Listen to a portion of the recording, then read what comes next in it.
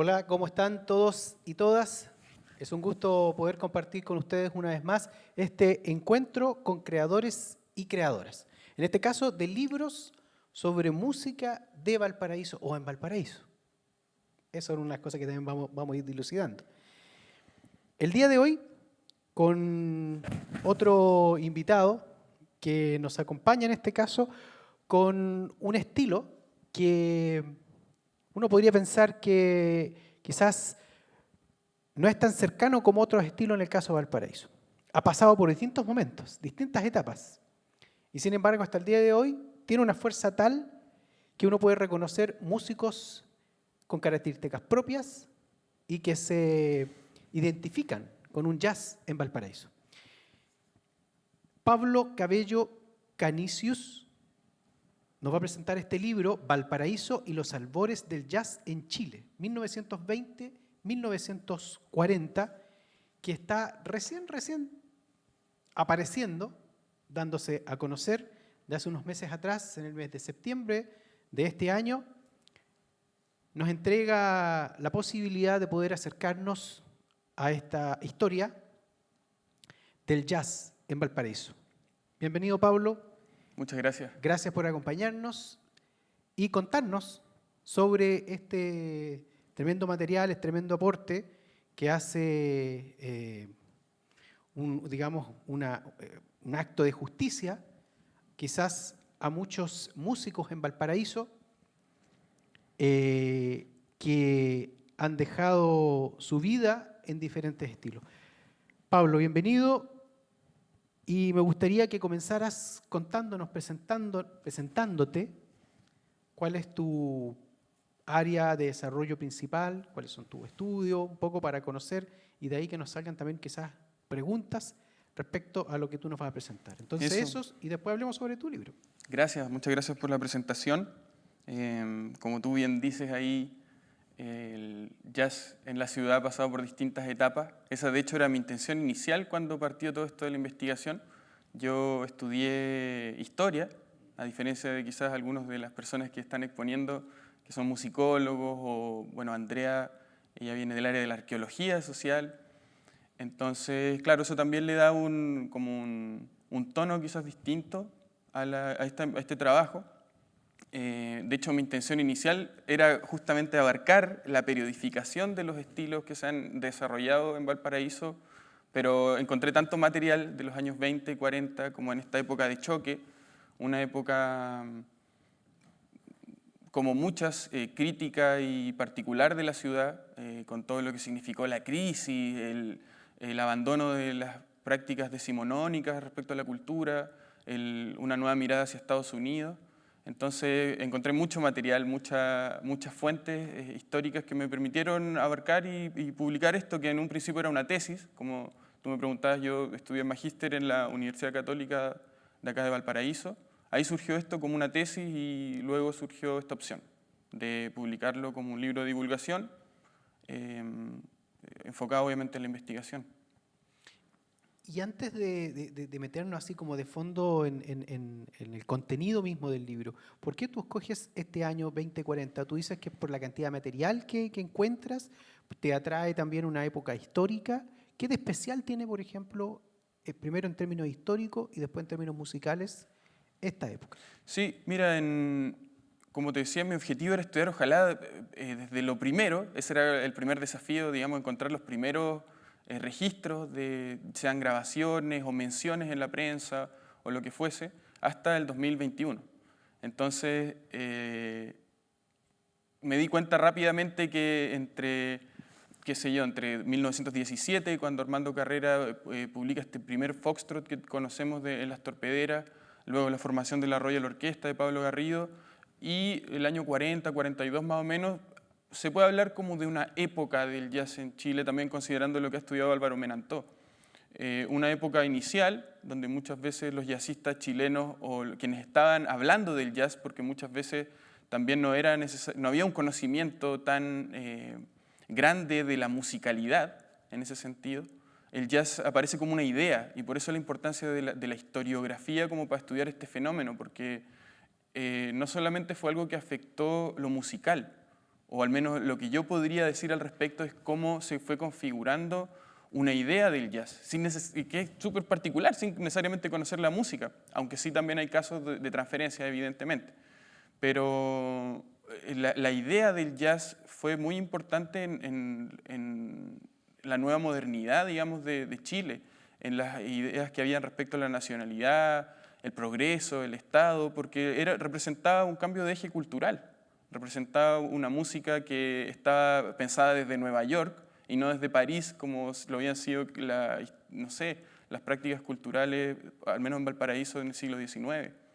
Estoy pensando en los bailes de máscara, el cuplé, el teatro, las operetas, todo eso, todo ese mundo que con el triunfo norteamericano en la Primera Guerra Mundial, la caída del negocio salitrero, la apertura del Canal de Panamá, se fue configurando todo un mundo en esta ciudad que permite, yo creo, hablar como de una época, más o menos.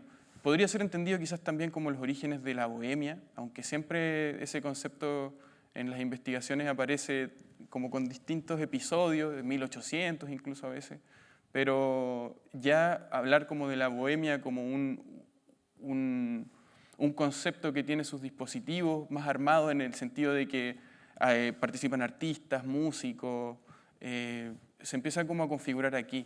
Es como que la economía deja de ser el motor principal de la ciudad en este ciclo económico ascendente salitrero y pasa a ser como la cultura que se da en pequeños espacios muchas veces, lo que moviliza en el fondo a la ciudad en el siglo XX, incluso podríamos decir.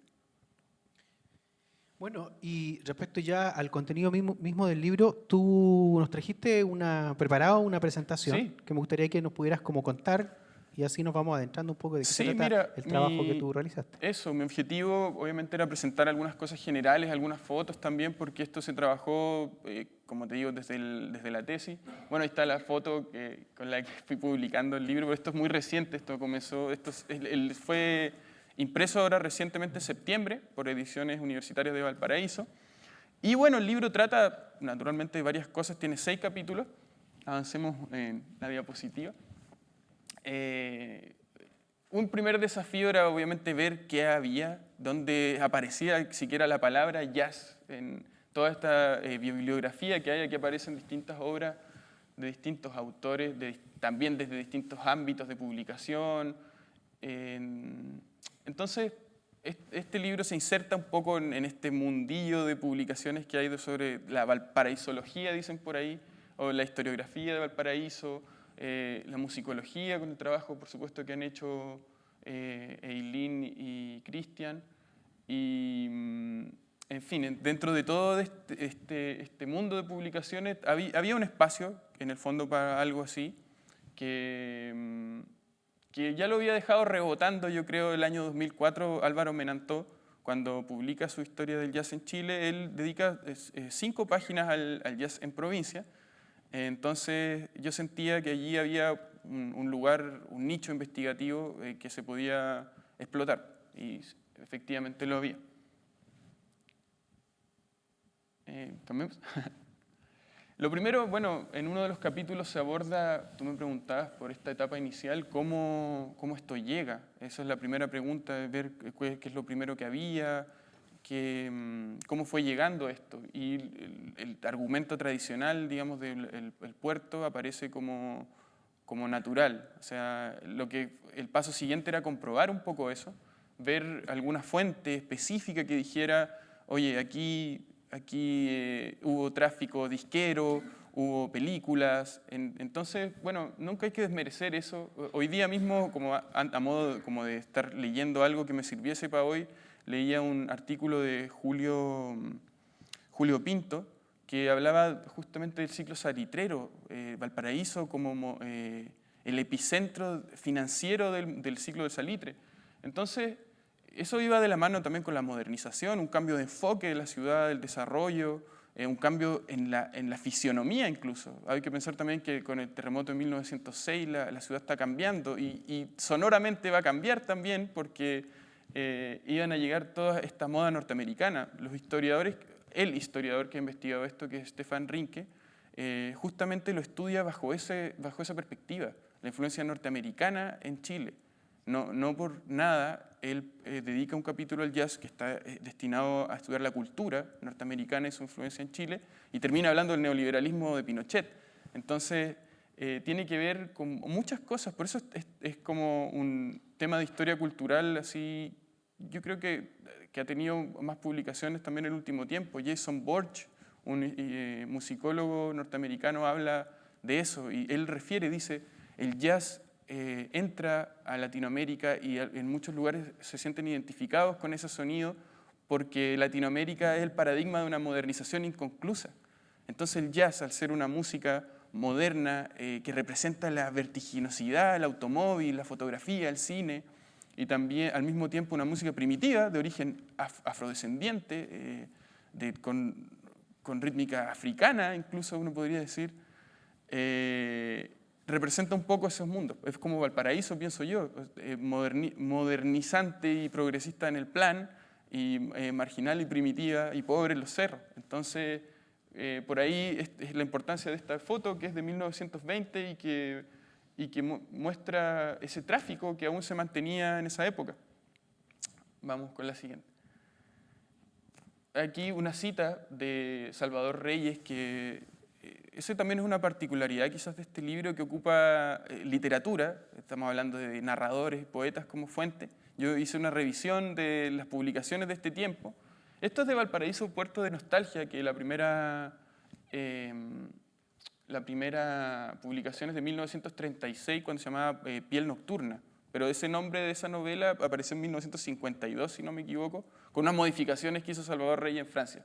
Pero en fin, él decía aquí, refiriendo al tráfico marinero, la concurrencia era toda de marineros, de cargadores del puerto, niños de la vida y pungas. Los bailarines se movían dificultosamente en la pista, que se hacía estrecha.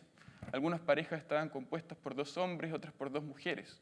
Los marineros bailaban dando unos saltitos pintorescos. Algunos filarmónicos se lucían con figuras rebuscadas. Soltaban a su compañera y después de hacer unos pasos por su cuenta volvían a tomarla. Esto se muestra en la siguiente diapositiva, refería justamente a este lugar que aparece representado en la novela, que era el donde el Violeto. Esta es una pintura del marinero Araos, que está rescatada en el libro de la Generación Porteña, y que si uno lo mira con un poco de atención, aparecen ahí los marineros bailando. Entonces, claro, sirve también como para mostrar cómo estas cosas, los pasos de one step, two step, foxtrot, iban apareciendo. Si había un piano, si había una guitarra, permitía la transferencia sonora en ese sentido. Dale con la siguiente. Bueno, luego vino el cine sonoro y se empezaron a escuchar las orquestas. A finales sin referir a esta cita, que es de Pablo Garrido, uno de los personajes fundamentales en esta historia, se muestra en la siguiente diapositiva. Vamos a ver que en Valparaíso las películas sonoras empezaron a llegar a finales de la década del 20. Entonces, algunas de las primeras incluso fueron El cantante de jazz, películas que eran con música de Paul Whiteman.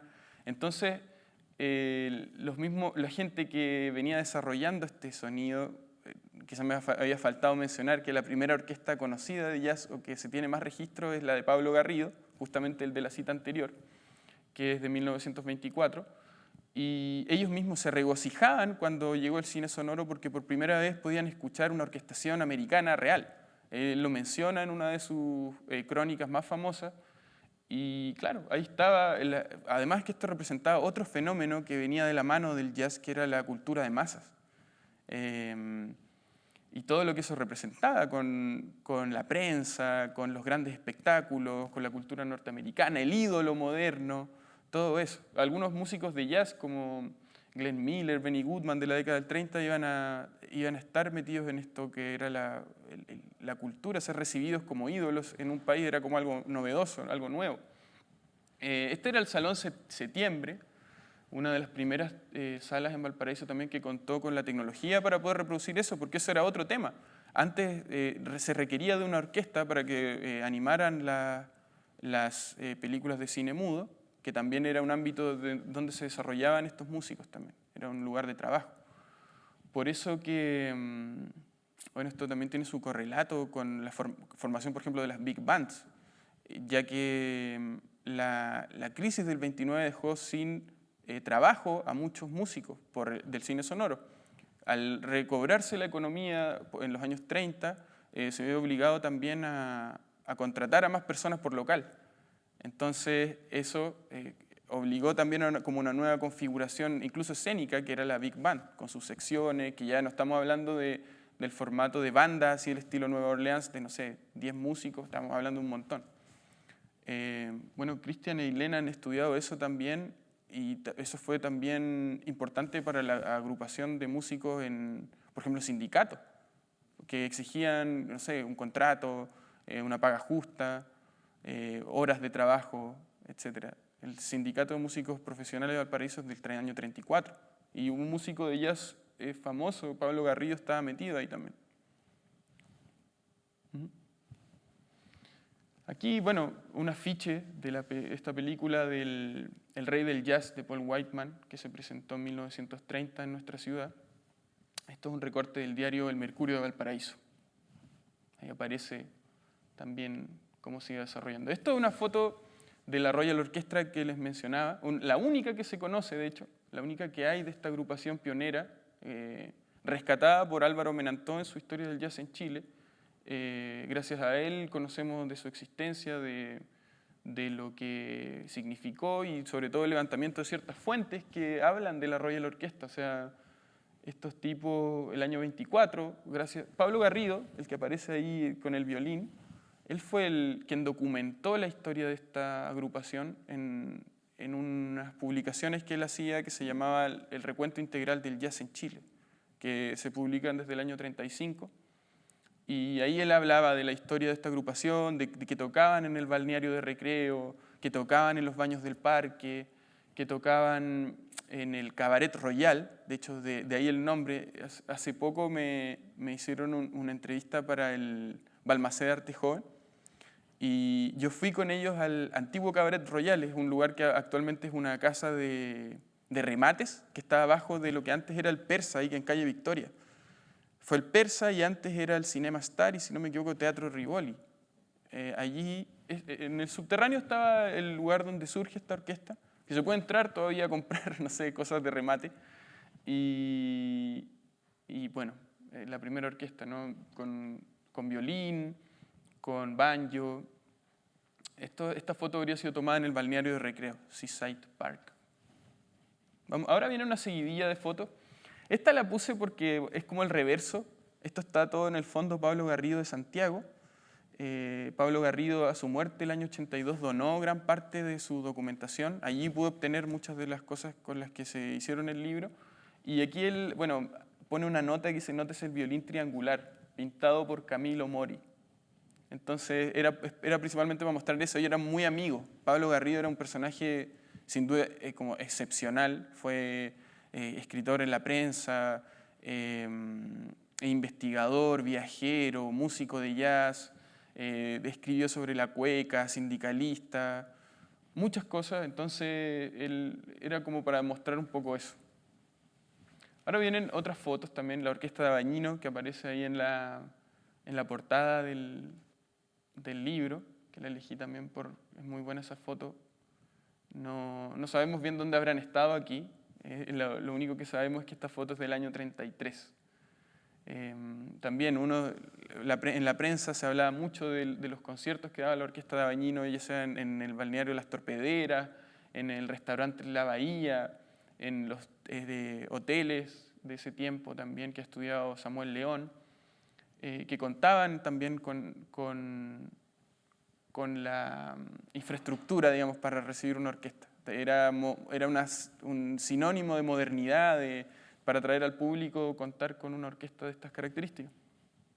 Las siguientes imágenes, bueno, Pablo Garrido cuando más joven, en el Colegio Macay, que demuestra un poco la formación de este músico. Hay un capítulo en particular del libro dedicado a este músico, a este investigador. Entonces se aborda su historia. Disculpa, en esa foto anterior, nomás, Sí. como entre paréntesis, ahí vemos a mujeres. ¿Aquí es como una tipo filarmónica o tú sabes algo más de esta foto? Esto es del Es llamativa. colegio. Llamativa. Sí, esta foto es Garrido de haber tenido 15 años, Sí, de ahí ser son muy jóvenes. de 1900, fines de la década del 10, y es del Colegio Macay. O sea, el Colegio Macay de Cerro Alegre. Garrido en ese tiempo era un joven del Cerro Alegre, cosmopolita, un lugar de la élite en este tiempo igual, donde el Colegio Macay, por supuesto, educaba a los hijos de inmigrantes o de los burgueses también del tema del negocio salitrero. Entonces, este colegio, claro, tenía este sello deportivo y musical. El Nelson Niño, el profesor del IMUS, hizo un artículo donde aborda un poco también esto de la importancia en la formación de músicos jóvenes que tenía este lugar, como un centro más oficial. Porque por supuesto también siempre ha estado la formación informal de los músicos, que es igual obviamente importante, pero como un centro donde se cultivaba, por ejemplo, también la música de cámara, o donde habían unas proto-orquestas de jazz también. Fue muy importante para él. Él en su autobiografía tiene buenas palabras también para la enseñanza que recibió allí, en el sentido de que aprendió el violín. La siguiente, bueno, en el casino aquí de Viña del Mar, esta foto de memoria chilena. Pablo Garrido fue director de la Orquesta de Jazz del Casino entre el año 35 y el 38, más o menos. Y nada, ese también fue otro espacio dentro de los muchos que cubrió esta moda, en el fondo, que podía ser desde una quinta de recreo hasta un aristocrático hotel en Viña del Mar o un prostíbulo, las calles de Barrio Puerto, donde se compartía y se tocaba esta música. Quizás los lugares, hablando de lugares, los más importantes de esta época, del 20 y del 40, o los que más aparecen en las listas son los que te mencionaba, el Cabaret Royal, que fue como por la formación de la Royal Orquesta y que se mantuvo en funcionamiento por unos 30 años, y los Baños del Parque. Al parecer como que esos lugares tuvieron, al menos en lo que al jazz respecta, fueron fundamentales.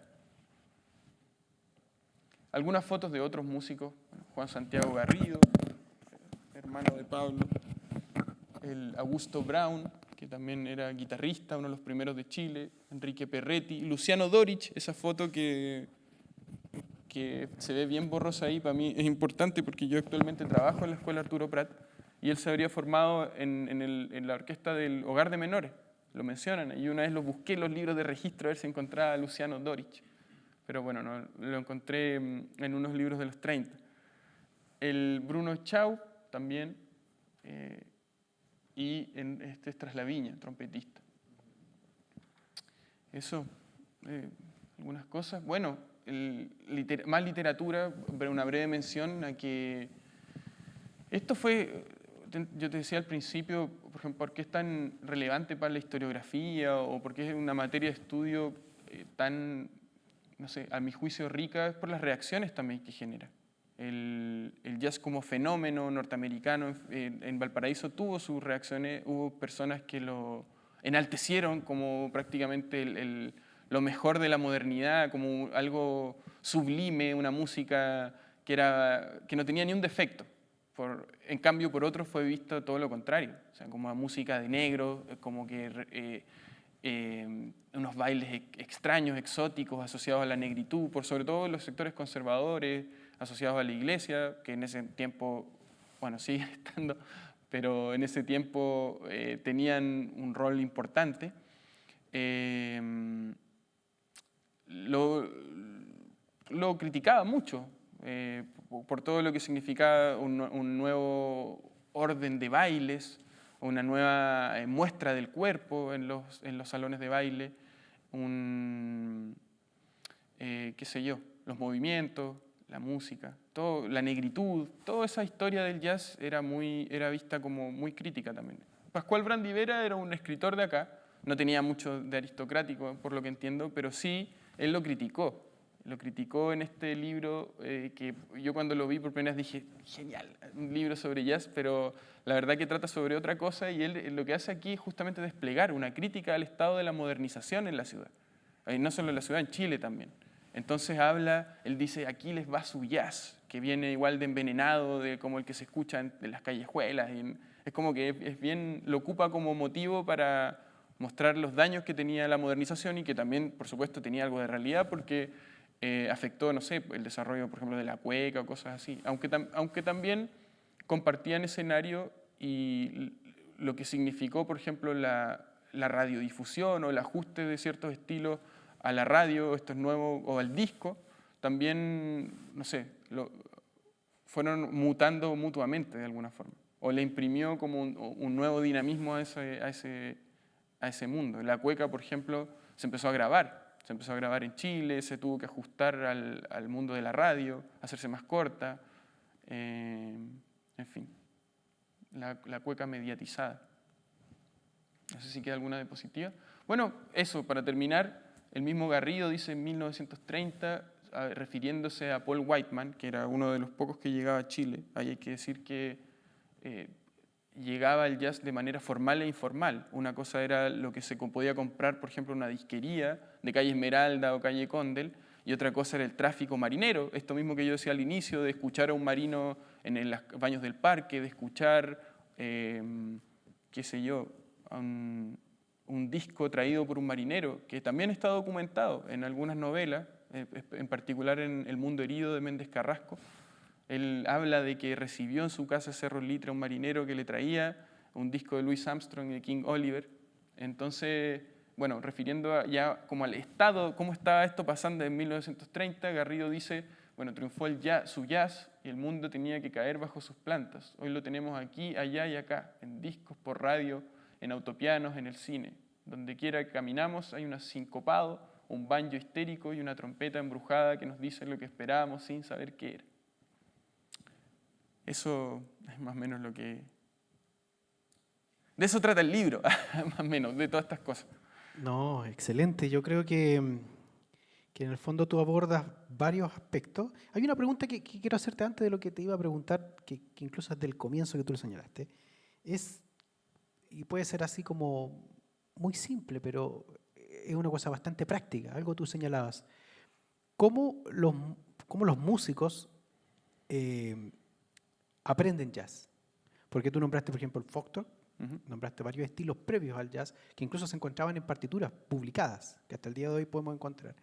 Entonces, algo ocurre que el músico empieza como a conocer esto, pero lo conoce a través de partitura, lo conoce a través de las grabaciones, cómo se empieza a vincular con el jazz, que me imagino que es un jazz estándar en un momento dado, y que se está transformando, en pleno proceso de transformación. Sí, mira, son muchas cosas. De hecho, tu pregunta es un capítulo, porque por supuesto que era muy importante tratar de ensayar una explicación para eso. Y la respuesta, yo creo que son varios los mecanismos de transferencia, hablo yo ahí en el libro. Uno, sin duda, es el disco. Los discos que llegan de manera formal e informal. Desde la década, con el auge disquero, hay que pensar que la vitrola 1910 como su época más esplendorosa. O a partir de ahí empieza su mayor difusión, mayor producción también de discos de 78 RPM. Entonces, el disco es una forma. Ahora, el jazz yo esto lo conversaba con un coleccionista de discos de vitrola justamente, y él dice, el jazz que llega a Chile de manera oficial es súper como un jazz blancoide, podríamos decir, al estilo como de Dixieland, al estilo... No era como el jazz hot que estaba practicando Louis Armstrong ni King Oliver en ese momento.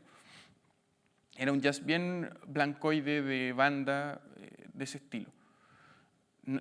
Tampoco no era tampoco un jazz así dado a la improvisación.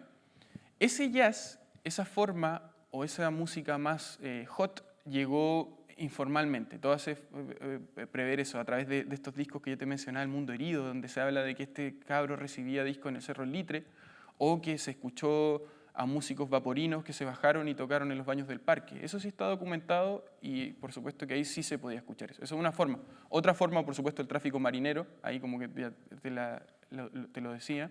El cine también fue otra de las formas. las partituras y las revistas también. Garrido dice en su autobiografía que estaba adscrito a algunas revistas norteamericanas y que ahí podía ver partituras, los rollos de autopiano y por supuesto también los viajeros. Había mucho, Valparaíso al ser una ciudad-puerto, había gente que viajó a Nueva York y también gente de Nueva York y viceversa. En particular hay Luis Dabañino, si no me equivoco, porque eran varios hermanos. Él viajó, también fue contratado en Estados Unidos, pudo escuchar, grabar allá y volver. Todas esas noticias también que son de muy boca en boca del mundo de la bohemia también fueron importantes para esa transferencia. Pero ahí está, como los discos, las películas, grabaciones, revistas y flujo migrante. Hay algo que tú señalaste al comienzo, que es lo que te quería como retroceder.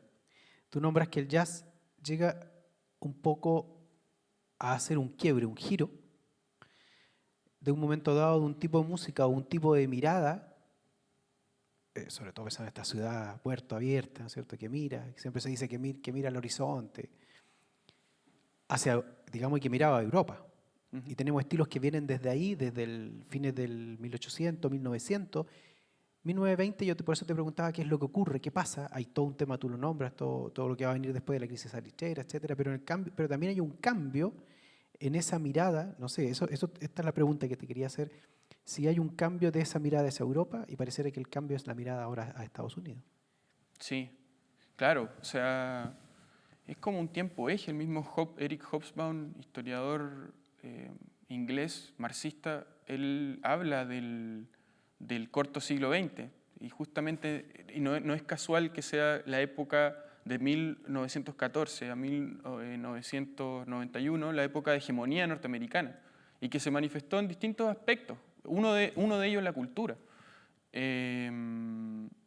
Ese es como el tiempo eje en el fondo también que tiene que ver con la modernización, con la respuesta que significó el mundo de las vanguardias a ese mundo también y que se cortó de a poco. La influencia norteamericana en Chile ya estaba también de algún modo en el negocio salitrero porque ellos también eran inversionistas, hacían préstamos, compraban empresas salitreras acá en Valparaíso, pero desde la cultura, claro, es como que todo eso de la Belle Époque, de la mirada puesta en París, que por ejemplo tiene paradójicamente una influencia en el arribo del tango, porque el tango al triunfar en París es como que los chilenos dicen, si triunfó en París podemos tener música argentina, se traslada una mirada hacia otro lado. Entonces también es porque Estados Unidos, al ser el mundo del capitalismo, es el lugar del progreso, es el lugar de la modernidad, entonces se asocia a eso, a la vertiginosidad. Estos tipos, por ejemplo, Garrido, estaba muy relacionado con el mundo de las vanguardias, con las sonoridades modernas, del dodecafonismo, de Schönberg. Entonces, eso es lo que ellos querían. Por eso también no es que ellos tocaran necesariamente jazz en ese tiempo, había una idea del jazz. El foxtrot y todo eso eran los tipos de baile que tenían. Sí, un poco por eso iba un poco la pregunta, porque es llamativo que, bueno, sabemos, la música, la cultura, es una sola cosa en relación con la historia, con lo que va sucediendo, no están separadas. Entonces es llamativo que llegue una música como el jazz, con tanta fuerza en un momento dado, y llega a ciertas capas de la sociedad, a ciertos estratos de la sociedad. Y paralelamente en otros estratos están sucediendo otras cosas. Entonces, lo que tú señalabas, toda esta figura también está relacionada con una industria, está vinculado con una hegemonía que empieza como a desarrollarse en Chile, en América Latina en general. Oye, bueno, esto abre muchas preguntas más. Creo que es un tremendo aporte a un periodo, a una historia muchas veces desconocida, que nos hace relacionarnos con muchas otras manifestaciones en Valparaíso y cumple muy bien, digamos, con este objetivo que teníamos en este encuentro de creadores y creadoras, en este caso de libros sobre música de Valparaíso o en Valparaíso. Por eso yo decía si era en o de, porque en muchos casos es música que se desarrolla en Valparaíso, que tiene raigambre antiquísima, como uno podría pensar en la cueca, en el bolero, en el vals, que hemos conversado con otros invitados, o, por ejemplo, incluso más allá con cantos, digamos, de raigambre fuertemente popular, como el canto lo divino, el canto lo humano, que tienen todavía muchísimos más años, o sea, están muy metidos en una cultura o en una historia profunda, con el jazz que hace su aparición en un momento dado, hasta el día de hoy ya con un montón de manifestaciones distintas y que uno le parece absolutamente normal, no es raro, digamos, ¿no? Podría para algunos parecer como música antigua, sobre todo en estas orquestas, Big Band, ¿verdad? Pero se instala en Valparaíso para quedarse y pasa a ser parte de una música que las generaciones más antiguas la reconocen como propia, como parte de su juventud y como parte de la música de sus padres, que bailan, que asisten a ver, que ya empieza incluso a pasar de cierto estrato social a otros. Ya pasa a ser parte de la normalidad. Así que este aporte, vuelvo a insistir, es muy importante. Agradezco mucho tener esta posibilidad yo en lo personal y también de poder tener un libro en mis manos que es de hace tan poquitito y un trabajo que se nota, un trabajo muy serio, un trabajo muy fino, muy desarrollado, con gran ¿no es cierto?, material bibliográfico. Desde tu área pasa a ser un gran aporte desde tu disciplina. Así que eso, pues yo quiero agradecer la participación tuya hoy día en este encuentro con creadores y creadoras, en especial sobre la música en Valparaíso, que ya comenzamos a despedir, a saludar, a agradecer a Pablo Cabello Canisius. Se me olvidó preguntarte por ese apellido, Canisius, porque no es tan común ese apellido.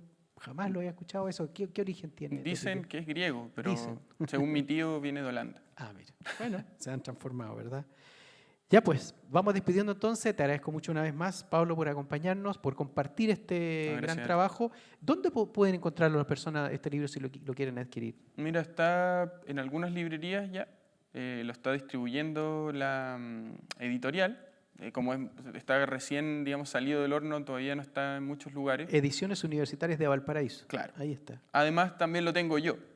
O sea, pueden contactarme si alguien lo quiere. En este momento está apareciendo el teléfono. Eso, el teléfono de contacto. Claro. Sí, puede ser tu teléfono, tu mail. Por redes sociales, Listo. principalmente. Por redes sociales. Valparaíso y los albores del jazz en Chile, 1920-1940.